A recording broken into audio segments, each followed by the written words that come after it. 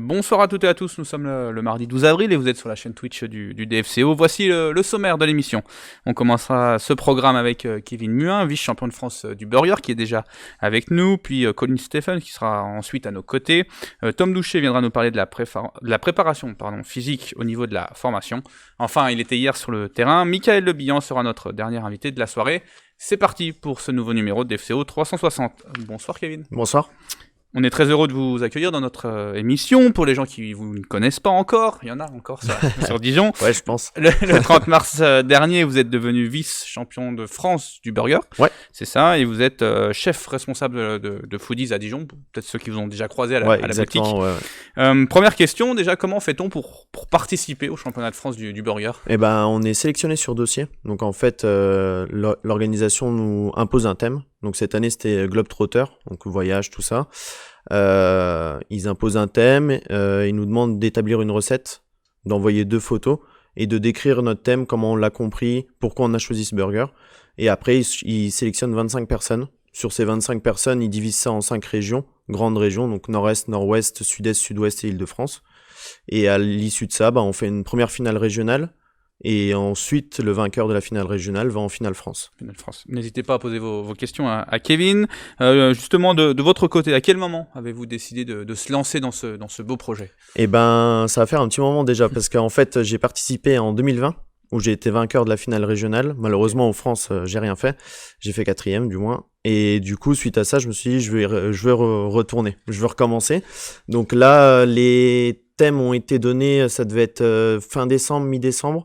Donc j'ai découvert le thème et je me suis dit allez, faut que j'y aille cette année. Et suite à ça, j'ai été sélectionné mi-février et puis j'y ai participé fin mars. Ok. Pourquoi avoir pensé au Caraïbe Burger ? Je l'ai bien prononcé. Ouais, nickel, ouais, c'est ça. Pourquoi ? Tout simplement parce que moi, mes patrons, ça va faire 10 ans que je les connais maintenant. On s'est rencontrés à la Charme ensemble. Quand ils ont monté Foodies 1 ou 2 ans après, je travaillais avec eux. Et en fait, j'ai un de mes patrons qui a vécu 10 ans aux Antilles, à Saint-Martin. Le deuxième a travaillé à Saint-Barth. Et voilà, je voulais leur faire une petite dédicace. Ça fait 10 ans qu'on se connaît. C'est devenu des amis pour moi plus que des patrons.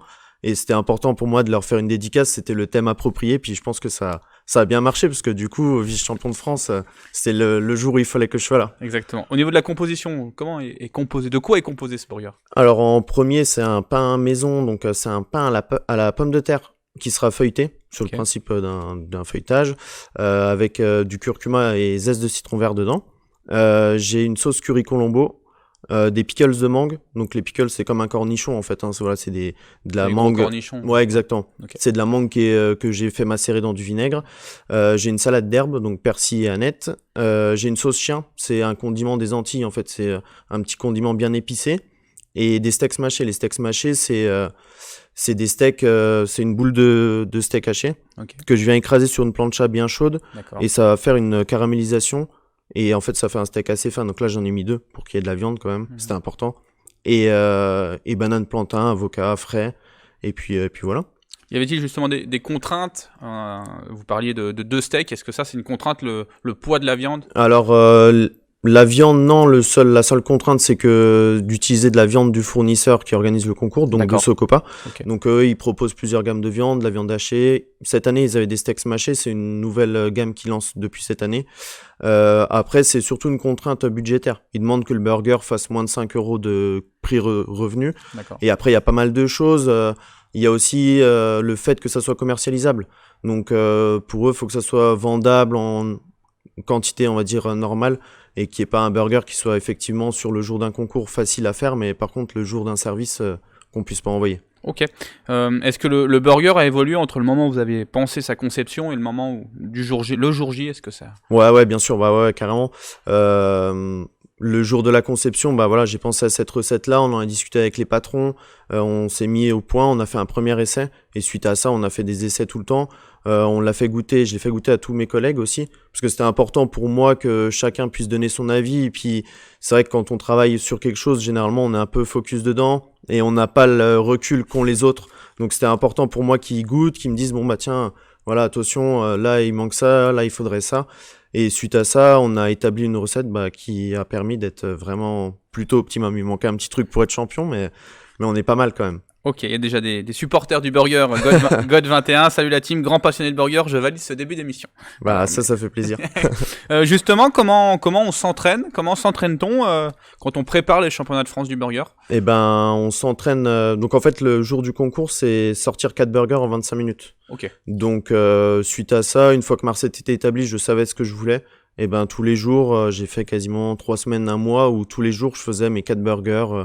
Et j'ai travaillé, voilà, des fois en conditions du réel, donc avec du monde autour de moi.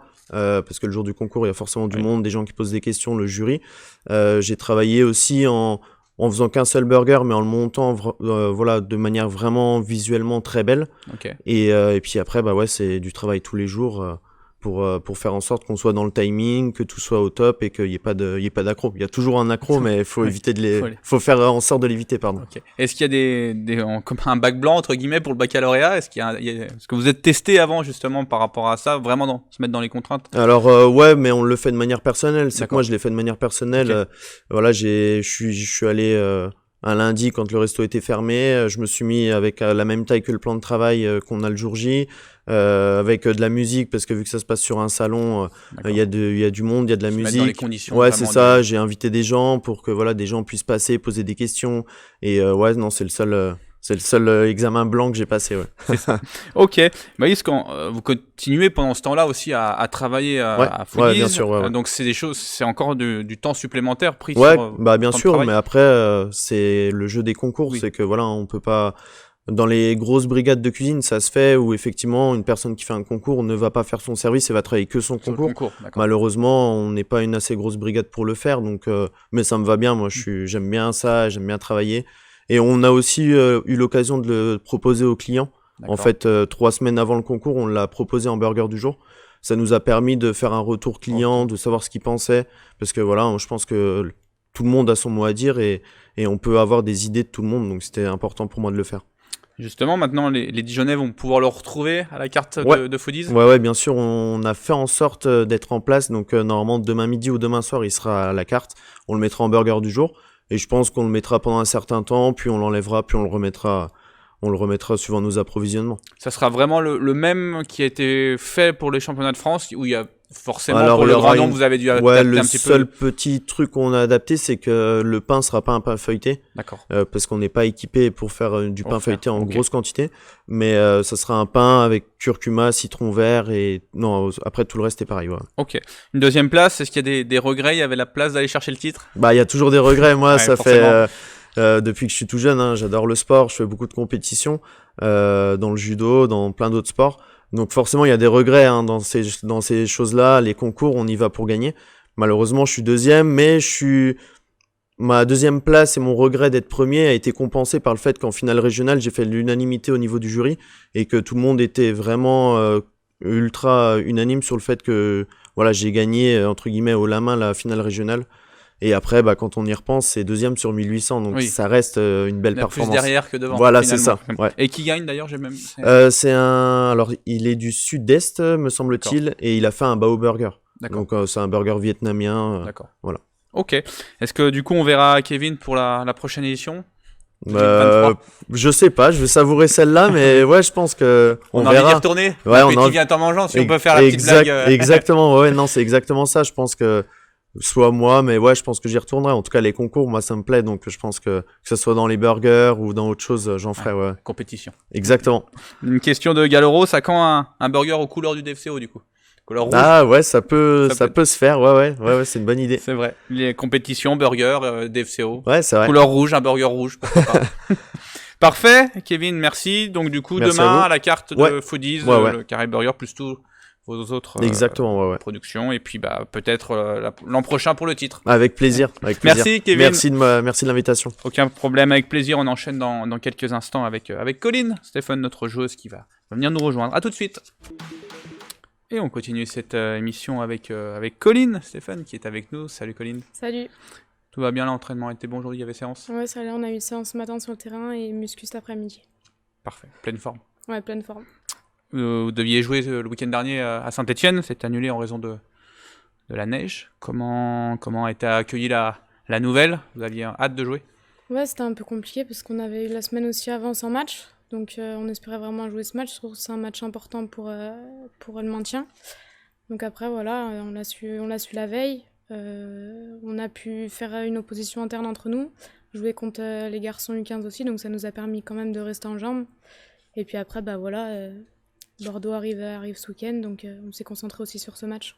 Mentalement, quand on prépare toute la semaine un match décisif pour le maintien, le fait de ne pas jouer, comment on switch pour repasser sur autre chose? Ouais, au début c'est compliqué, c'est ça, on s'est préparé toute la semaine pour jouer ce match. Après, on était un peu frustrés de ne pas pouvoir le jouer, mais on reste quand même confiante et on pourra jouer ce match dans 2 semaines. N'hésitez pas à poser vos questions à Colline. Tu en as parlé de Bordeaux qui arrive ce week-end avec le retour de Mylène Chavas notamment. Une équipe qui est dans le milieu de tableau de la D1 Arkema. Que faudra-t-il faire pour aller chercher des points dans la course au maintien? On sait que chez elle, on a quand même fait une bonne performance. Ça reste quand même une équipe qui joue pour la Ligue des Champions, qui ont des ambitions assez hautes. Donc on va tout faire pour faire le maximum, surtout chez nous. Donc on n'a pas encore gagné cette année. Ça reste quand même compliqué pour nous. Après, elles ont quand même une bonne équipe. Nous, il va falloir aussi qu'on être forte ensemble. Beaucoup se parler, que ce soit défensivement, offensivement. Et voilà, c'est vraiment ce concept d'être solidaire. Il vous reste 5 matchs à jouer avant la fin de la saison. Selon toi, il manque combien de points au DFCO pour se maintenir Je dirais pas forcément des points. Après, il y a vraiment 3 matchs qui, je pense, sont à notre portée, dont Saint-Etienne, Guingamp et puis aussi Reims. Saint-Etienne et Guingamp qui sont derrière nous au classement et voilà, qui sont quand même des concurrents directs. Reims qui, je pense, pour moi, est aussi un concurrent direct, même si elles le montrent cette année qu'elles ont quand même une belle équipe. Donc il va falloir, pour ces 3 matchs, essayer de gagner le plus de points possible. Sur le plan personnel, cette année, tu as beaucoup joué en D1. Comment tu juges ta saison ? Non, je suis assez contente d'avoir eu beaucoup plus de temps de jeu que les années précédentes. Je suis encore jeune, mais je suis contente d'avoir pu effectuer tous ces matchs. Et après, j'espère que ça continuera les saisons à venir. Parfait. Dans quel domaine tu peux progresser encore ? Quel est tes principaux axes de progression ? Je pense que ce serait plutôt dans tout ce qui est duel. Je suis un gabarit assez petit, donc je pense que ce serait ça. Parfait, on va passer à l'interview 1-2. Tu es prête? Une interview décalée. Tu vas bien regarder la caméra juste derrière moi. As-tu la pression au moment de répondre à cette interview, Colline? Ok. C'était avec qui le premier bisou dans la cour d'école? Je crois il s'appelait Simon. Simon, ok. Tu crois qu'il nous regarde? Non. D'accord. Quelle était ta matière préférée à l'école? Le sport. Très bien. Étais-tu une bonne élève ou plutôt dissipée? Non, j'étais calme, discrète, mais j'avais des difficultés. Ok. Que préfères-tu dans le rôle d'éducatrice au DFCO? C'est pouvoir transmettre ce que je sais en tant que joueuse aux plus petites. Ok. Quel était ton premier maillot de foot? Marseille. Ok. En dehors du sport, quel est ton hobby préféré? Être avec mes amis et ma famille. Ok. Un plat gras pour lequel tu craques facilement? Les crêpes. Très bien. Salé, sucré? Sucré. Sucré, ok. La plus mauvaise perdante de l'effectif dijonnais? Solène Barbon, je pense qu'elle est pas mal. C'est vrai. La plus tricheuse du vestiaire? Tricheuse? Dans quel sens? Genre sur un ballon qui va être sorti, elle va dire c'est pas sorti, ça joue. Ophélie Cunet, je pense. Ok. Un poste où tu détesterais jouer? Gardien de but. Très bien. Ton plus gros pétage de plomb en match? Je reste calme en match. Ok. L'adversaire qui t'a le plus impressionné? Je dirais Lyon. Très bien. Un truc qui t'énerve particulièrement dans la vie courante? Les gens lents. Au volant? Ouais, Non. partout, même. Les gens lents de marchant, manière générale. Ouais. D'accord. Très bien. Ton insulte préférée justement au volant?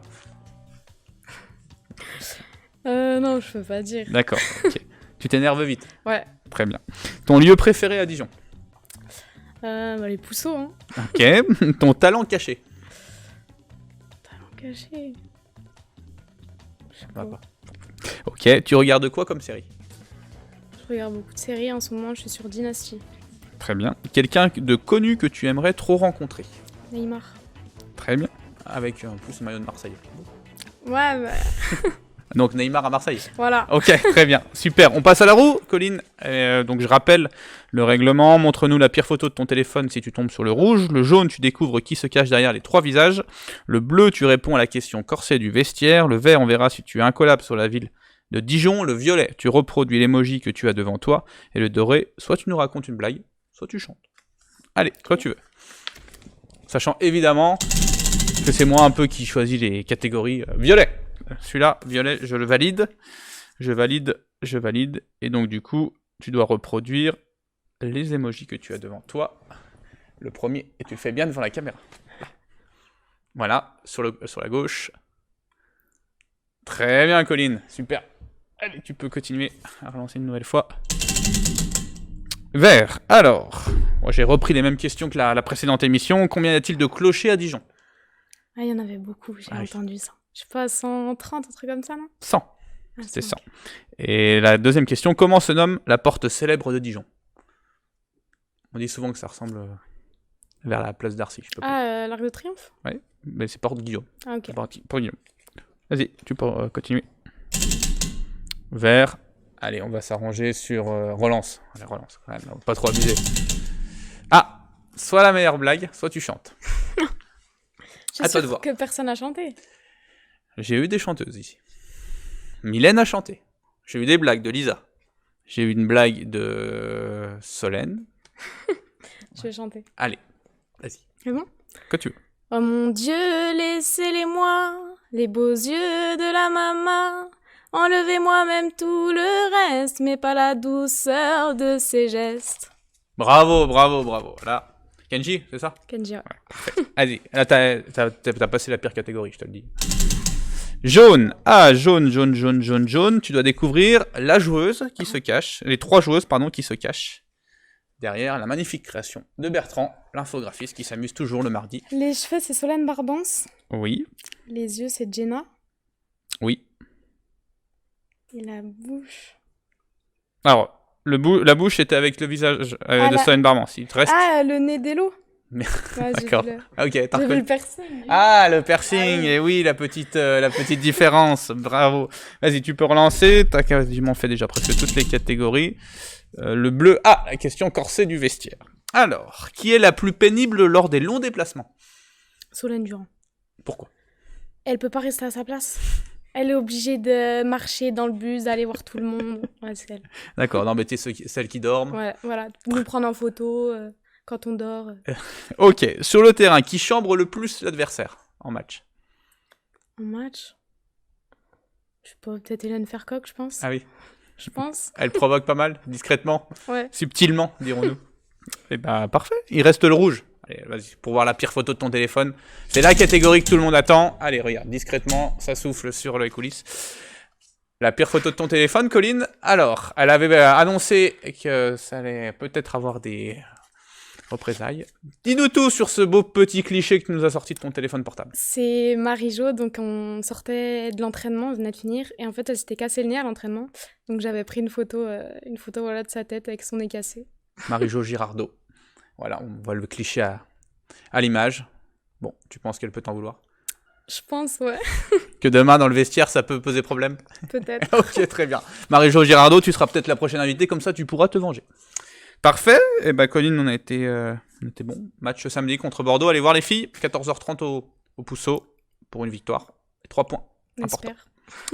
Merci Colline, bonne soirée. Et puis à bientôt. On va enchaîner avec Tom Doucher pour la formation.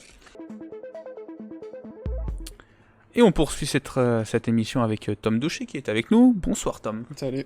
Tu es préparateur physique et responsable de la préparation physique à la formation du DFCO. Il y a sûrement des gens qui ne connaissent pas forcément ton métier en tant que tel. Déjà, première question, qu'est-ce qu'un préparateur physique d'une équipe de la formation? Eh ben, mon rôle au sein de la formation, il est multiple. Le premier, c'est déjà de faire en sorte que les joueurs soient prêts physiquement, forcément, qu'ils soient prêts à performer, essayer de limiter le risque de blessure. On peut pas l'éradiquer, mais au moins on essaie de le limiter. Et après, ces derniers temps, le rôle a évolué, avec les nouvelles technologies notamment. Et l'objectif, c'est d'objectiver un petit peu nos pratiques, savoir est-ce qu'on est en lien avec les attentes qu'on a par rapport aux joueurs, et après modifier nos entraînements, si besoin, par rapport aux attentes qu'on a. Voilà. Est-ce que comme chez les pros, des fois les préparateurs physiques sont pas forcément les copains entre guillemets des joueurs, notamment sur la prépa, hein, je parle. Ouais, alors c'est vrai qu'on est quand même ceux qui les font le plus souffrir généralement. Ouais. Après, on a l'avantage de pas faire les choix, donc c'est vrai que ça nous arrange un petit peu. Bien.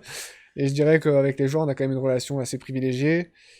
Si on arrive à leur faire comprendre l'intérêt de ce travail, généralement ça vient assez vite. On peut avoir une relation de confiance avec les joueurs et ils sont plus enclins à nous faire passer des messages et voilà. Donc c'est assez sympa comme relation quand même. Très bien. Justement, là sur plutôt ton rôle de responsable de la préparation physique de la formation, peux-tu nous expliquer un peu les spécificités en fonction des catégories sur la prépa ? Ouais, alors une des grosses parties de mon travail, c'était de mettre en place des attentes selon les catégories. Ça a été vraiment un gros travail qui a été fait avec d'autres préparateurs physiques. Et l'idée, c'est chez les tout petits, d'aller travailler sur de la motricité, vraiment pour essayer de développer le côté moteur forcément du joueur. Petit à petit, vers la progression aux alentours des U13, U15, on va vraiment se focaliser sur les aspects cardio, donc au niveau de la course à pied. Et plus ça avance, plus on va aller sur des aspects force, vitesse, donc plutôt au niveau vraiment du muscle en lui-même, où l'objectif là, ça va être de gagner en intensité et d'emmener les joueurs vers ce qui fait le haut niveau aujourd'hui, qui est vraiment les courses à haute intensité et les répéter. Quand tu dis tout petit, tu parles des catégories quoi, U6, ouais, U7 des U6, U7. L'objectif, voilà, bon, ça passe forcément plus par le jeu que par la préparation physique. On va parler de préparation physique intégrée. Tout se fait avec le ballon. Et après, petit à petit, voilà, on va ajouter plus de dissociés, donc sans ballon, à mesure qu'on se rapproche des catégories adultes. Ok, en termes de musculation, à quel âge commence-t-on la musculation ? Alors nous, au club, on commence à partir de U17, U16. Ok. Voilà. Ça, c'est vous qui jugez qu'à partir de ce moment-là, ils sont... Donc on a pour les U16 et les U17, donc qui finalement sont une seule catégorie, on va dissocier les U16 qui sont nouveaux au club et qui parfois arrivent de clubs amateurs. D'accord. Où pour eux, on va avoir 6 premiers mois qui vont vraiment être de l'apprentissage des mouvements. Enfin, des bons et gestes. après, voilà, sur la deuxième partie de saison, si ça va bien, on peut passer sur de la musculation un peu plus chargée. Et après, voilà, on y va vraiment. L'idée à terme, c'est aussi pour les U15 de leur amener une fois dans la semaine des séances où on va vraiment faire que de l'apprentissage, sans charge, pour que quand nous on les récupère au centre, après le passage soit plus simple et qu'on puisse plus vite charger pour avoir un développement optimisé. Ok. Combien y a-t-il de préparateurs physiques à la formation ? Alors, à la formation, il y a 2 préparateurs physiques avec moi. Donc un sur les U19, un sur les U17. Okay. Et après, sur le club dans son ensemble, sur les jeunes, on en a un sur les U15.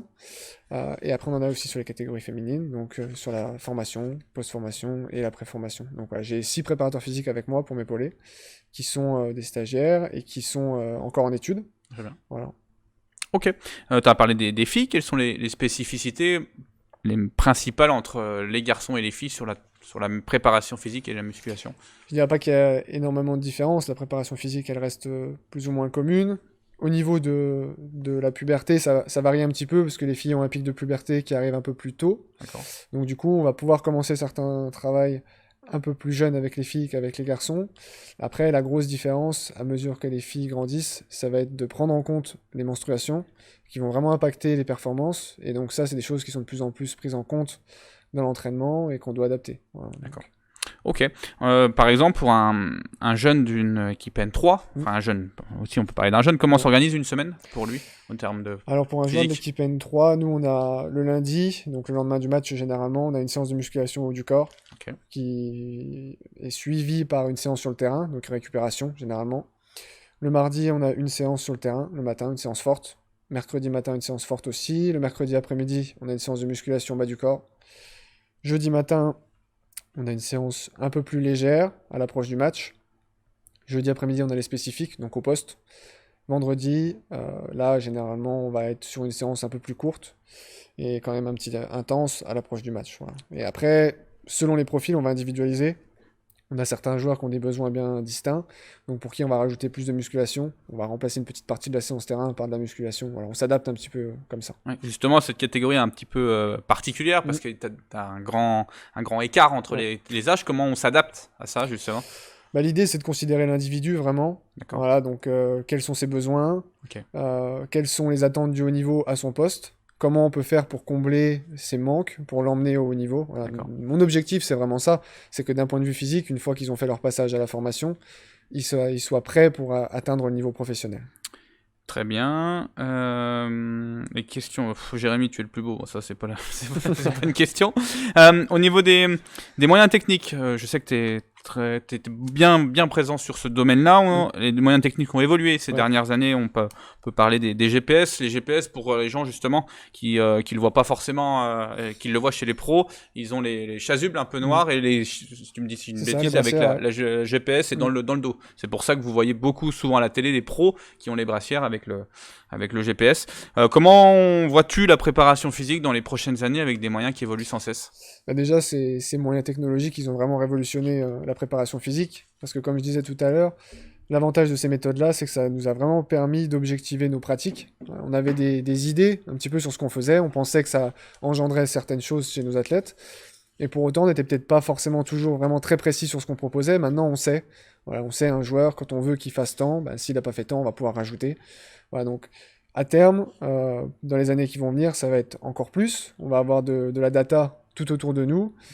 C'est pour ça que la semaine dernière, Antoine parlait aussi de ça. On a des objectifs de collaborer aussi entre les cellules vidéo, les cellules préparation physique, pour mêler un petit peu toutes ces données et en ressortir des données qui sont intéressantes pour le staff et vraiment orienter notre entraînement.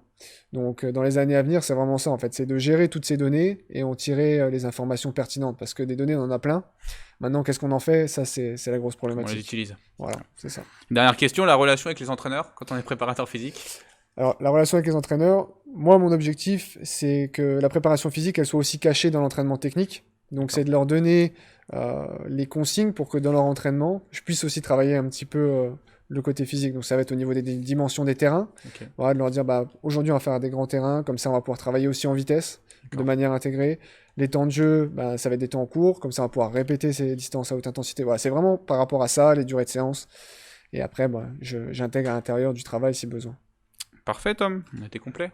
Je pense que c'est très intéressant parce que, juste pour l'exemple des GPS, je reviens là-dessus, il y a sûrement des gens qui connaissent pas ce genre de choses et comme tu l'as dit, il y a beaucoup de choses qui évoluent dans la préparation physique, il y a des staffs de plus en plus importants, il y a des préparateurs physiques de plus en plus importants et dès le plus jeune âge, on prend en considération cet aspect-là. Merci Tom. Merci beaucoup. Et puis à très bientôt, on va terminer cette émission avec Mickaël Le Bihan qui va nous rejoindre dans quelques instants. À tout de suite.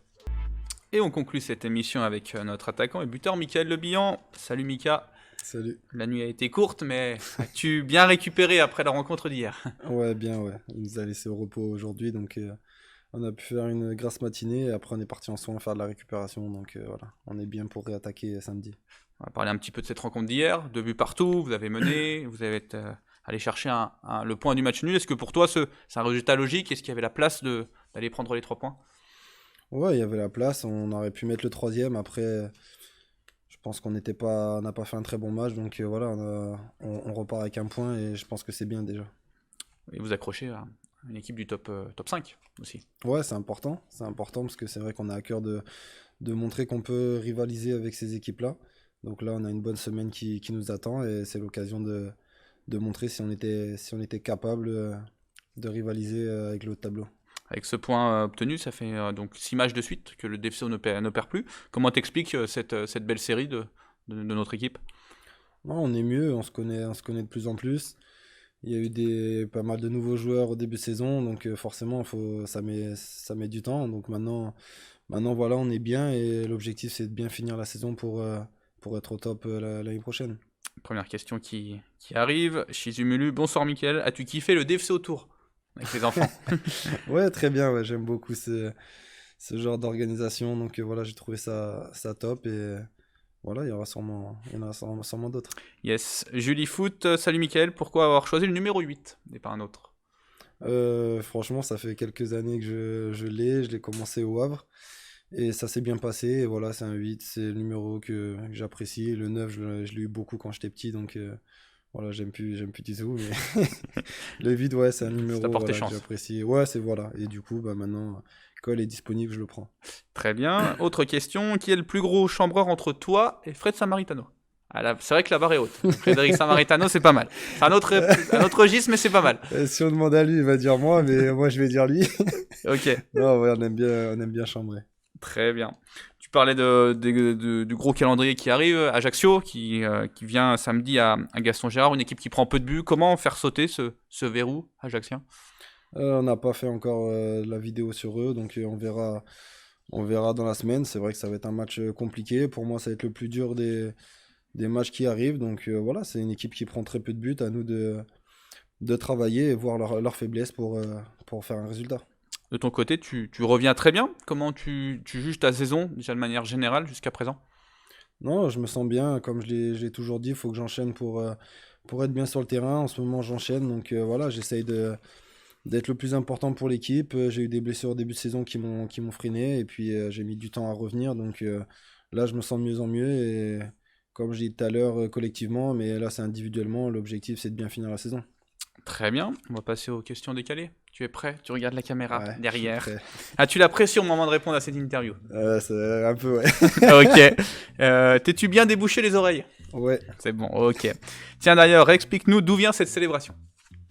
C'est mon fils qui jouait à FIFA, qui aimait, voilà, il prenait souvent Lyon avec Memphis Depay, donc ça faisait cette célébration. Et puis c'est arrivé aussi à un moment où j'étais critiqué à OCR et voilà, après j'ai marqué, donc j'ai fait cette célébration.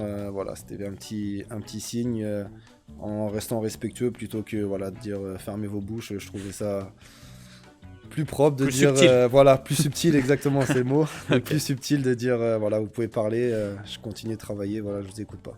Très bien. Quelle est ta plus grosse bêtise étant enfant? Il y en a pas mal.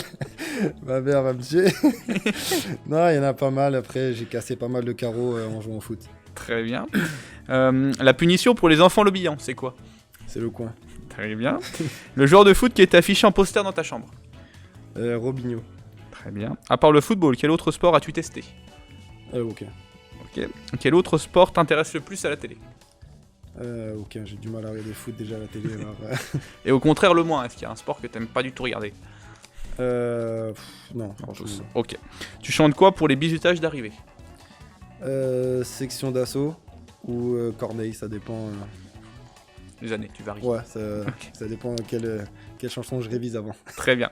C'est qui le pire chanteur que t'aies connu dans ta carrière? Dans les bisutages, quoi. Justement, dans les chansons, ceux qui chantaient vraiment très très mal et qui t'ont marqué. Je vais dire Les Melou pour ceux qui ont connu parce qu'il a joué ici. Je pense qu'il avait un peu la pression, donc il chantait. Il partait dans les aigus un peu. Très bien. Quelle est la phrase la plus pourrie que tu as entendue sur un terrain? Les insultes. Très bien. Ok. Avec qui pourrais-tu échanger tes fringues dans le vestiaire? Baptiste René. Ok. Et au contraire, avec qui ça serait impossible? Samaritano. Ouais, c'était écrit, évident. Un ancien coéquipier qui pour toi a réalisé la plus belle carrière? Riyad Mahrez. Ok. Quel métier aurais-tu fait si tu n'avais pas été footballeur pro? J'étais en plomberie avant de faire le foot, donc je pense que j'aurais continué en plomberie. Ok. Ton plus beau voyage? L'île Maurice. Ok. Celui que tu rêves de faire? Les États-Unis. Ok. Cite 3 personnalités, acteurs, chanteurs que tu aimerais rencontrer? C'est compliqué. Ok. Un pronostic pour le prochain vainqueur de la Champions League? Real. Ok. Donc Riyad Mahrez du coup. Ouais. Donc là pas Riyad. J'aime beaucoup le Real. J'aime beaucoup Benzema, donc et je suis pote avec Ferland Mendy, donc voilà. Le Real. Dernière question, est-ce qu'on t'appelle souvent Samuel? Ouais, énormément. Très bien. On passe à la roue. Mika, je rappelle rapidement, le rouge, la pire photo de ton portable. Il y aura 2 photos, je crois. Le jaune, tu découvres qui se cache derrière les 3 visages. Le bleu, tu réponds à la question corsée du vestiaire. Le vert, on verra si tu as un collab sur la ville de Dijon. Violet, tu reproduis l'emoji que tu as devant toi. Et le doré, soit tu chantes, donc soit Corneille, soit section d'assaut, ou tu nous racontes une blague. Allez, quand tu veux. Tu me répéteras. Oui, je te répéterai ça sur le moment venu. Alors, allez, on commence par, on va dire rouge. Donc, les pires photos de ton téléphone. Donc là, préparez-vous, on a du lourd, on a du très lourd. Au niveau montage, on est sur quelque chose de très très lourd aussi. Alors, on va commencer avec Jesse, Mika, explique-nous. Alors Jesse, c'était au DFC Autour d'ailleurs. Il y a un petit, ils sont venus à la fin pour me dire bonjour, et il y a un petit qui lui a dit toi l'année prochaine tu seras au chômage. D'accord. Donc du coup, on s'est précipité pour faire un montage de Jesse à Pôle emploi. Et voilà, et la tête est assez appropriée au corps, et bien en place. Il peut poser, c'est dans une reconversion de Jesse, après sa carrière, il pourra devenir conseiller Pôle emploi. Et la deuxième, donc du coup, on est sur un autre registre avec l'arbitre Senou Koulibaly. Ouais, il est horrible. À l'entraînement, il veut faire joueur, arbitre, entraîneur. Et voilà, le ballon est sorti, il y a faute, il y a main, il y a penalty, il est horrible. Du coup, on est sorti de l'entraînement et je crois que c'était Fred qui avait fait ce montage-là. Et voilà. Et Fred Samaritano a quand même du talent parce que la photo est vraiment...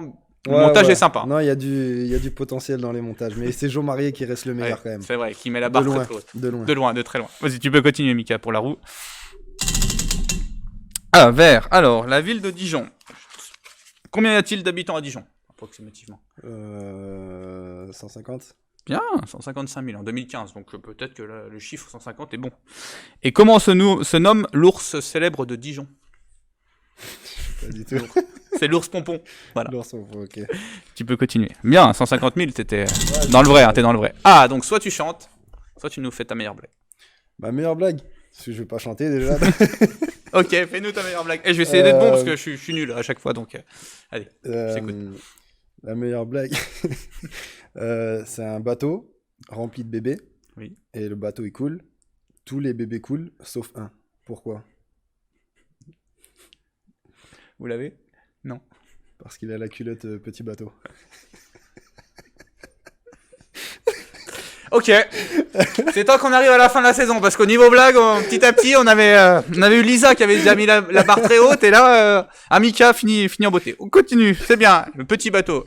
Faut que je la retienne, c'est ça le problème, faut que je la retienne. Doré, t'as déjà fait. Bleu, la question corsée du vestiaire. Alors, contre quel gardien de l'effectif marques-tu le plus souvent à l'entraînement? Toto, je vais dire, pour Chambry.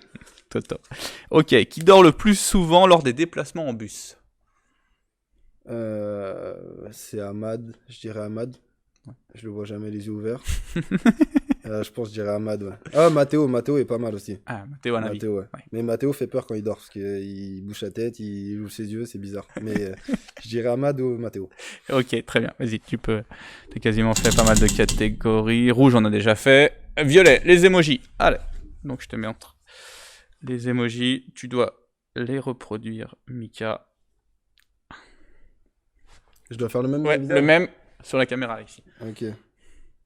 Oui, bien. Il y en a un deuxième sur la gauche. Gauche ou droite? Il y en a deux. Celui-ci avec les yeux un peu l'un au-dessus de l'autre. Voilà. Ouais, très bien. Super. Allez, super. Il te reste plus qu'une catégorie, je crois que tu n'as pas fait. Vas-y, c'est le jaune. On va y arriver tranquillement. Hop. C'est pas truqué comme d'habitude. Alors, donc là Bertrand, au niveau montage de joueurs, a mis la barre très haute. Il y a 3 joueurs qui se cachent derrière ce montage. Alors, ouais, non, vas-y, je te laisse chercher. C'est chaud là, non? Oui. Donc on a un peu changé le règlement, il n'y a pas que joueurs. Si ça peut t'aider. Ah ouais, déjà la coupe c'est Coco. Corentin, le kiné, okay. Évidemment. C'est lui qui a le plus de cheveux, je crois. Ouais, c'est ça. La barbe, je dirais Bat. Yes. Et les yeux... Non, pardon, les yeux c'était Bat, mais par contre... La barbe, c'est Lucado alors. Ouais, très bien. Parfait, Mika. T'as été bon. Ouais, pas mal. Super. Et ben super. Maintenant, samedi, Ajaccio. Ouais, c'est ça. Pour continuer ce calendrier chargé, cet enchaînement, Auxerre, et puis après Guingamp, juste avant le 22 avril. Merci Mika, bonne soirée, et puis rendez-vous samedi au stade, Gaston Gérard, pour venir encourager nos Dijonnais. On arrive au terme de cette émission. J'attendais encore des invités tellement j'étais bien dans cette émission. On va donc parler du programme du week-end avec notamment nos féminines. Justement, on en a parlé tout à l'heure avec Colline qui accueilleront Bordeaux samedi à 14h30. Les U19 féminines iront défier le PSG dimanche à 15h. Toujours en U19 cette fois-ci, nos jeunes Dijonnais accueilleront l'OL dimanche au Pousseau pour un match important face aux leaders. C'est un derby pour nos U19 qui accueilleront la JA dimanche à 15h. À la même heure est programmée l'opposition entre le DFCO et Annecy en U17 à Dijon. Enfin, la N3 défiera le leader Besançon samedi à 18h. Et j'ai fait le tour. Merci à toutes les personnes qui ont travaillé sur ce numéro. Je vous donne rendez-vous sur Twitch pour DFCO Ajaccio samedi avec un but de Michael Le Bihan. À bientôt, bonne soirée à toutes et à tous.